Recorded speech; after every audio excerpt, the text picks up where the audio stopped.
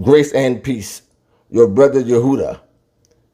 So I want to continue a little further to elaborate on the Euphrates, Tigris, and the Iraqi marshes, or the Iraqi marshlands.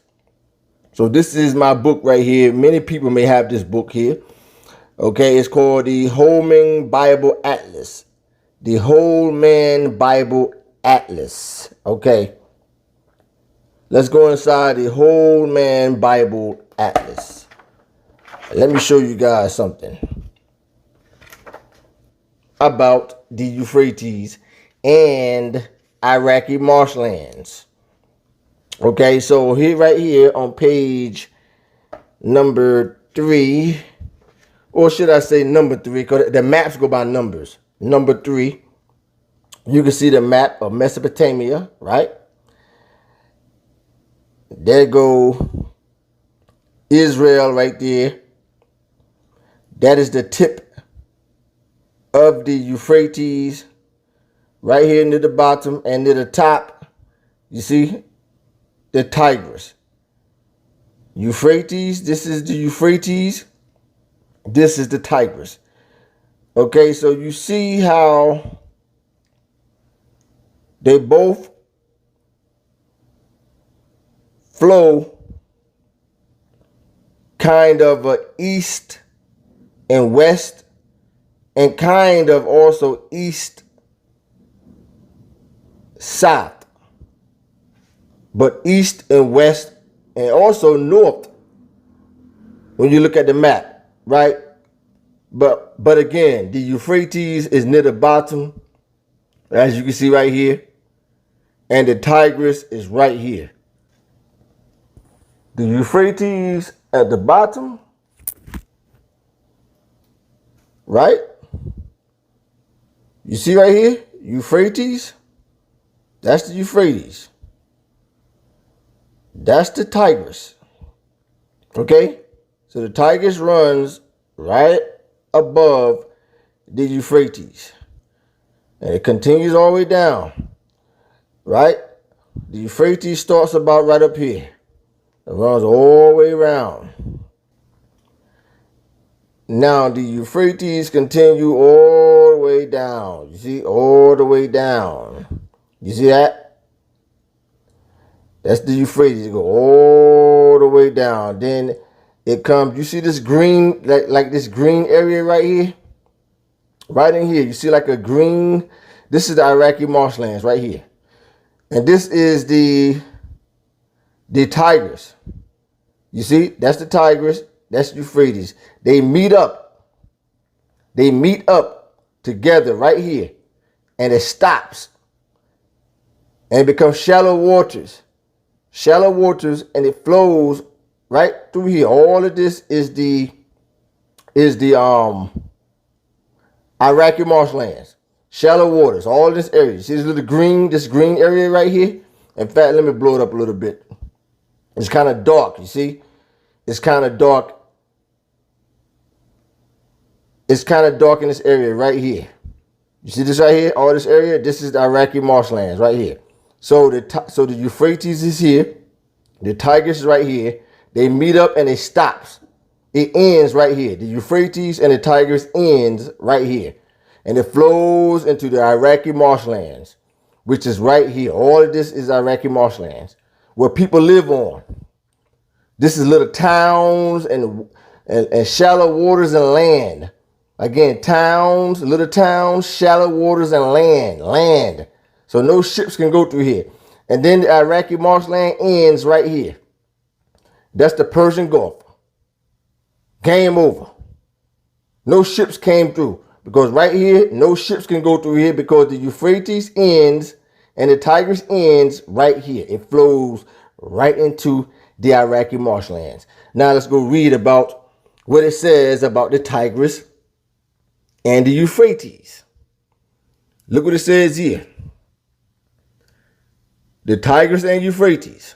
See, it talks about Mesopotamia and Abraham, home of Abraham. I'm not going to read that part. Let's go right here one more time. The Tigris and Euphrates. It says the Tigris and Euphrates rivers dominate Mesopotamia. Both rivers originate in the high mountains. Let's go see. Originate in the high mountains. These are the high mountains up here. See? You got the Tigris up here. The Euphrates up here. This is the high mountains. Originate in the high mountains. But they both flow. But they both flow. And they end right here. They flow right into the Iraqi marshlands. Let's go back and continue now. They both originate in the high mountains of the eastern Turkey. See? Flow south. See? South and southeastward, as I just said, to the Persian Gulf. See? The Persian Gulf. Large distances separate the rivers. See? For most of their journey. But near Baghdad, they converge to within 20 miles of each other before what?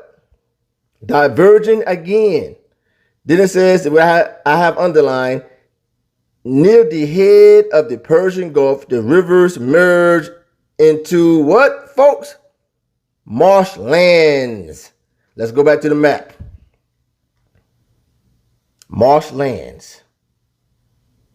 As you can see in the video, marshlands. It ends right here. Both of them meet up right here and they flow right into the Iraqi marshlands. Where you see this little gray area. This is marshlands right here. This is where people live on.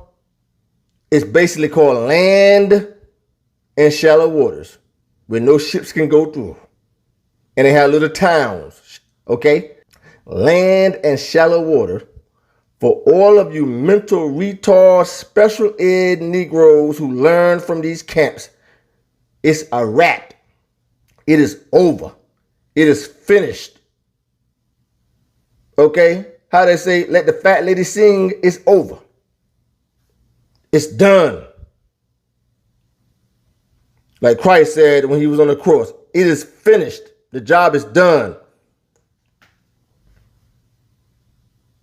It said, let's read it one more time. The Tigris and Euphrates River dominate Mesopotamia. Both rivers originate in the high mountains of eastern Turkey.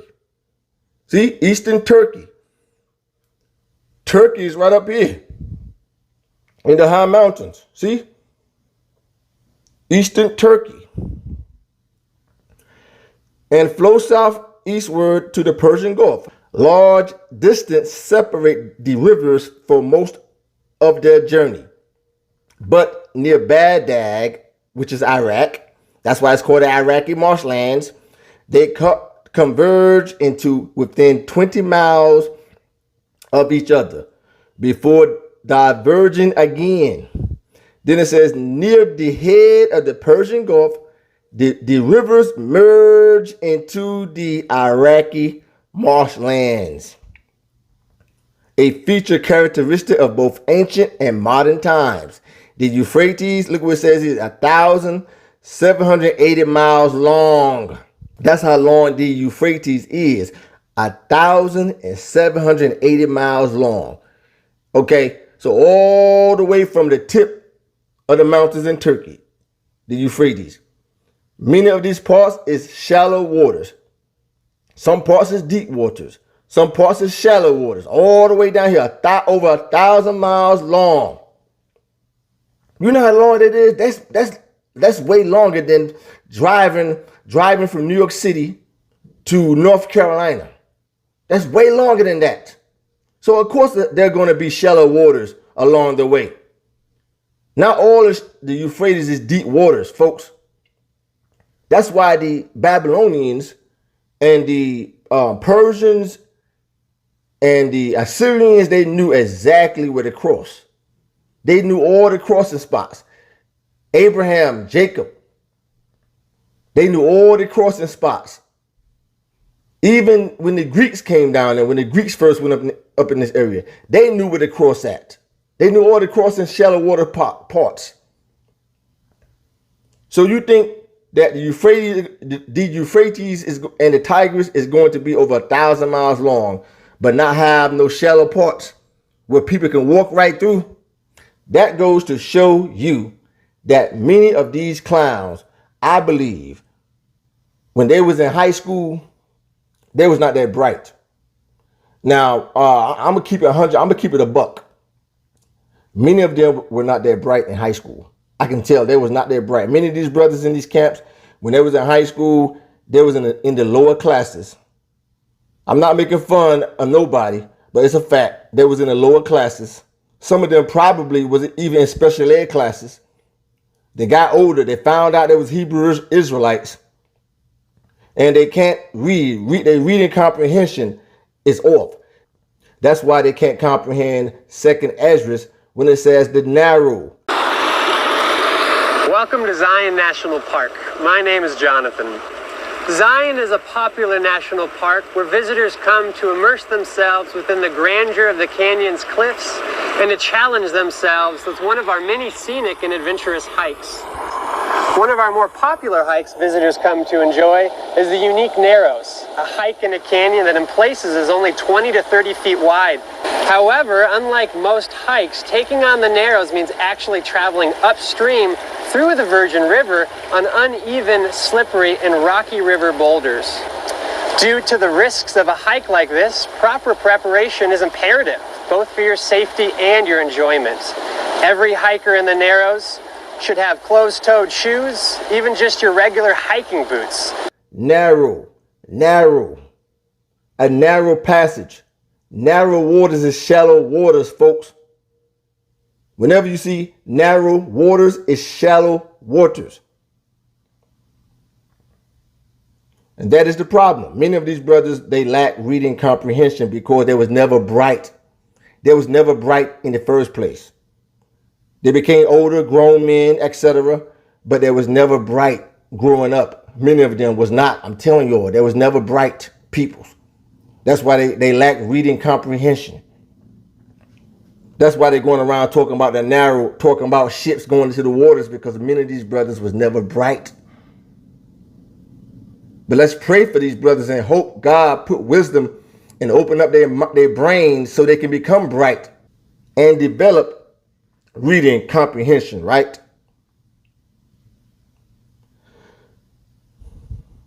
So it says one more time, the Euphrates is over 1,780 miles long. It is longer and slower than the Tigris. So it's a little longer than the Tigris. Both more suited for transportation. Two major tributaries. Okay, do you guys know what a tributary is?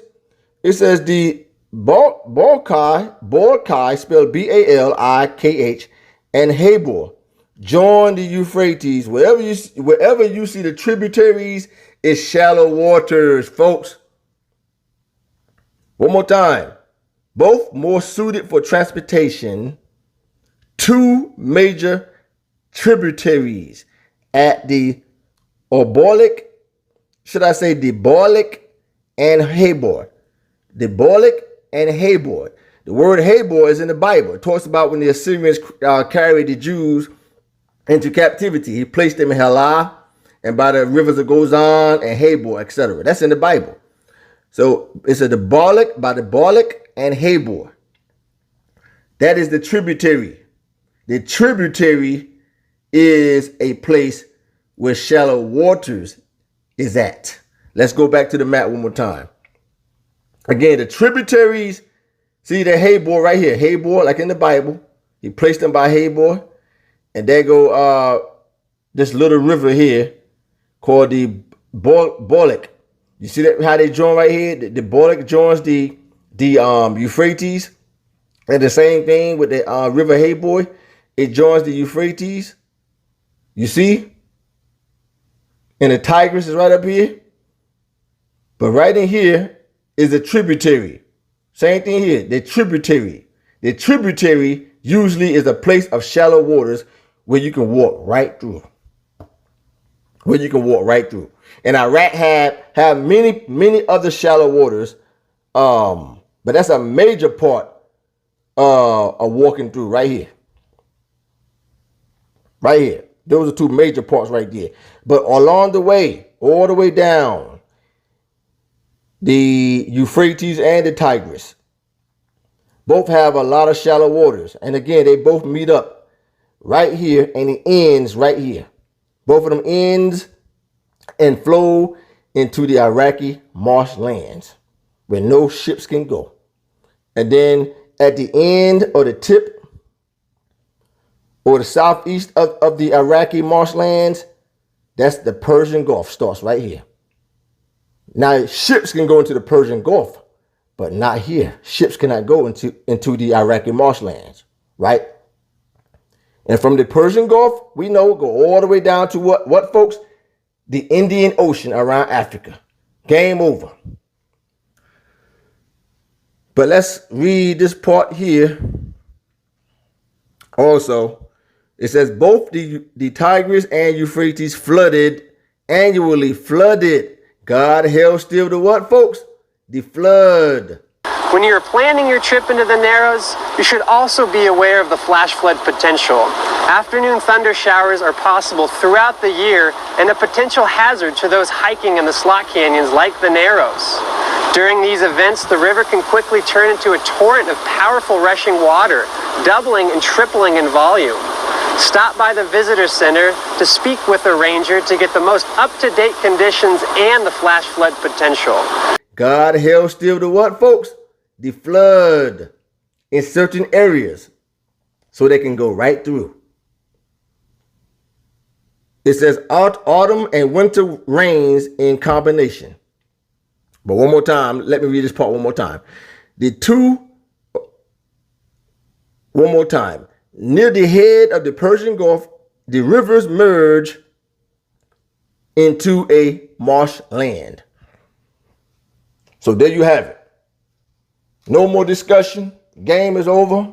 Checkmate, whatever you want to call it. The 10 tribes did not come to the Americas.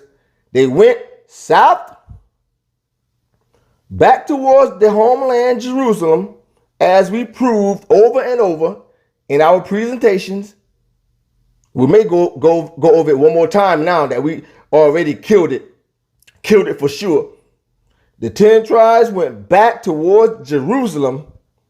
Many of them decided to remain behind in Jerusalem, while the others went right into Africa, in which in ancient times, the nation of Israel was really part of Africa. So they crossed the Euphrates, they went south. Let me grab my pointer.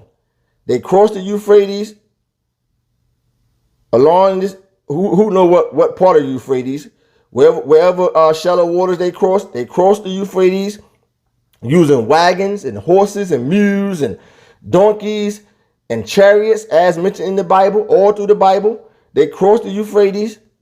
They went right back south towards Israel. Many of them decided to stay in the land, while the others went into Africa. That's what happened.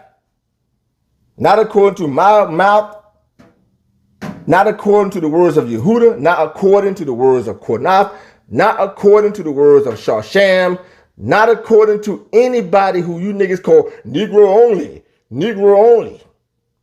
Like it's something wrong with being Negro. Like it's something wrong when Jacob and his family went into Israel or Negro. Came out of Egypt, led by Moses by the thousands, or Negro. But all of a sudden, it's something wrong with being black, or black peoples, or black tribes.